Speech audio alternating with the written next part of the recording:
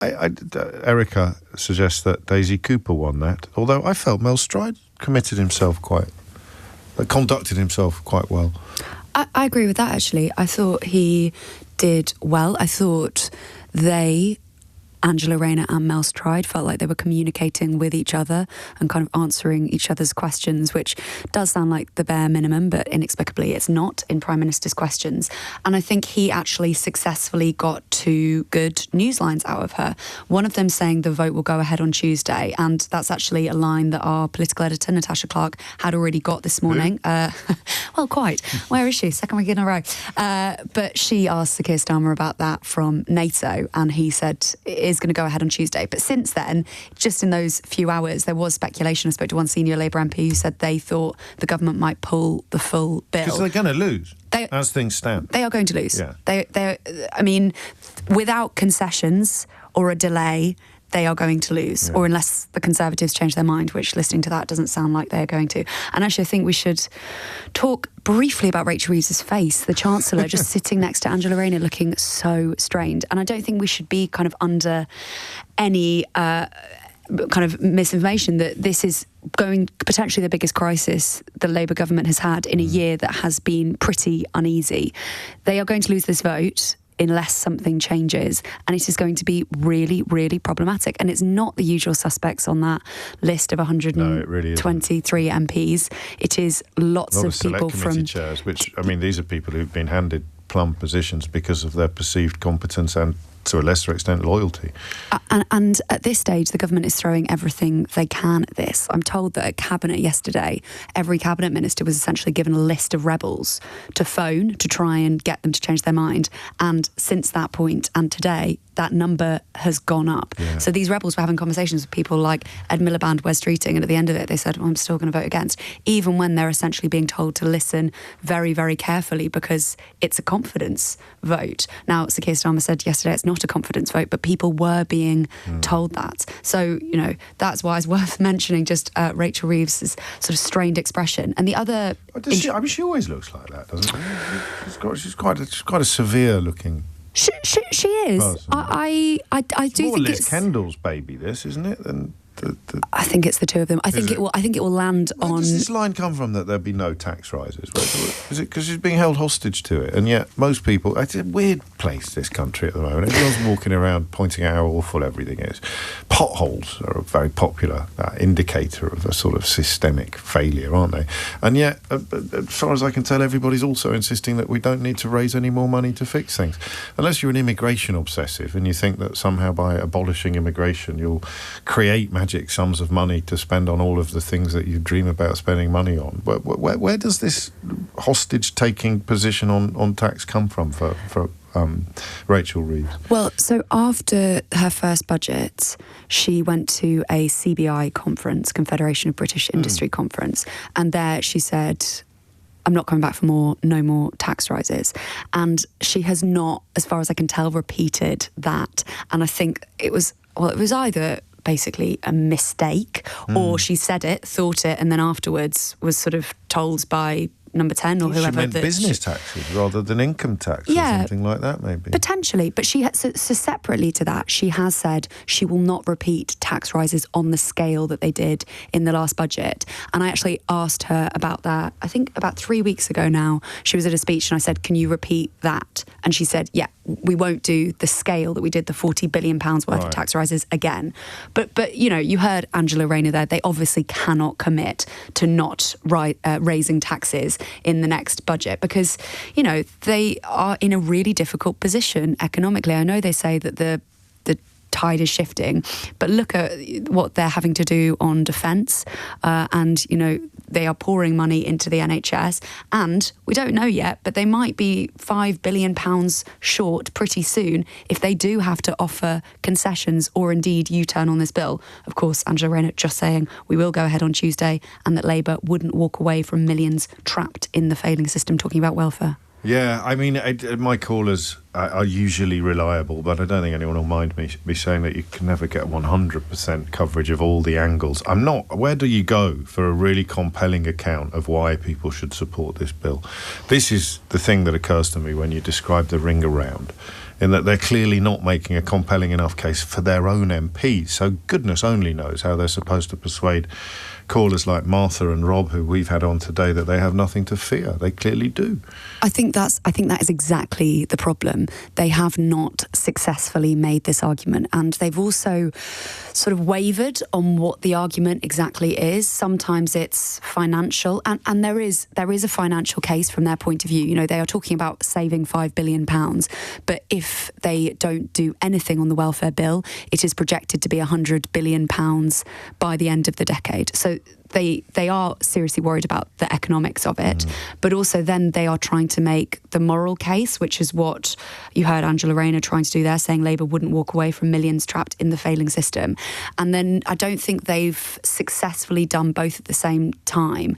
And also there is the point about winter fuel as well, which is lots of Labour MPs, including those who are new, felt like they were walked up a hill and they had to make that case on the doorstep. And then a year later, they had to say, oh, hang on, no, sorry, we're not doing that anymore. So and they are they are terrified of having to vote on Tuesday for this with the government, have to make the case for it to their constituents, and then in a few months' time or even a few weeks' time, it to be changed and them to be the person who's sort of feeling pretty exposed. Yeah, and that's the sort of problem with the U-turn. We had fascinating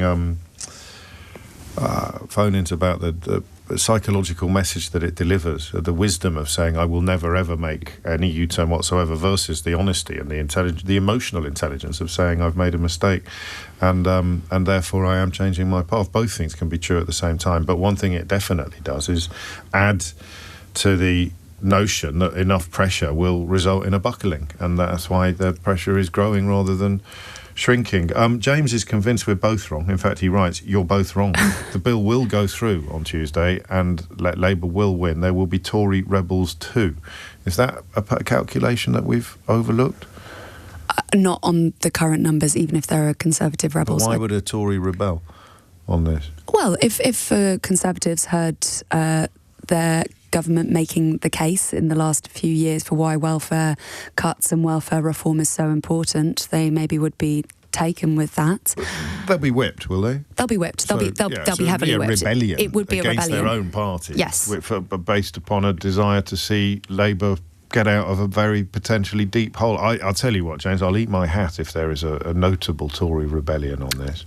I would be surprised. The one thing that somebody said to me yesterday... I didn't just call you James, I was speaking to the texter. You can call me James. Even I haven't started having conversations with myself by name live on the radio yet, but give me time. Somebody said to me yesterday they thought that there was a chance that some of the rebels might vote for it at second reading, which is next Tuesday. Because at second reading you can't make the argument that you've done literally everything you can, that it's still possible to change it after second reading. But then between second reading and third reading, there'll be a week between those 2 days. They thought there would be resignations from government, and they thought that they would definitely lose it at third reading.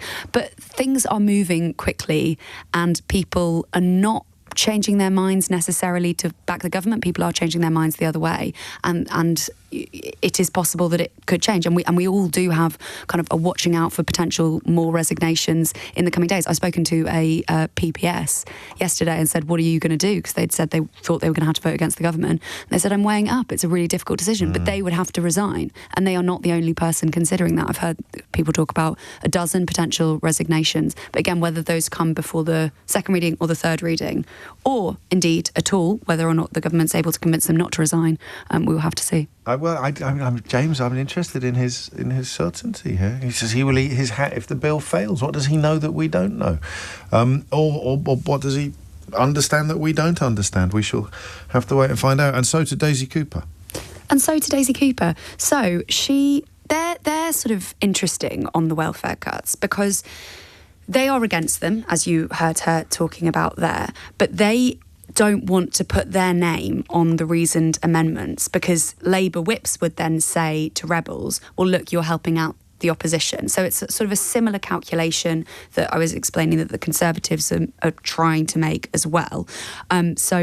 What she said was quite interesting because she had to be quite careful on her line because of that calculation. But she said, are you going to confirm that if these cuts go ahead, not a single person will lose a penny until the carers allowance comes in, which Angela Rayner did not say yes to. And then asked about Donald Trump, which is, they're pretty consistent, aren't they, the Lib Dems, asking about Donald Trump. Punching a bruise.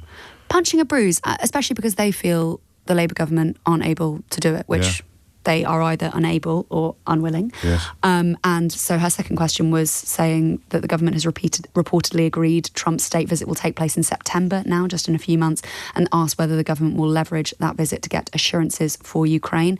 Angela Rayner replied, the government is really pleased Trump is coming for a second state visit. A few people are suggesting that Angela Rayner was both defending things she doesn't actually want to defend and compromising her own credibility as the senior member of the government closest to reality, as it were. I mean, Starmer didn't grow up in privileged circumstances, but he speaks as if he did. It's a weird one.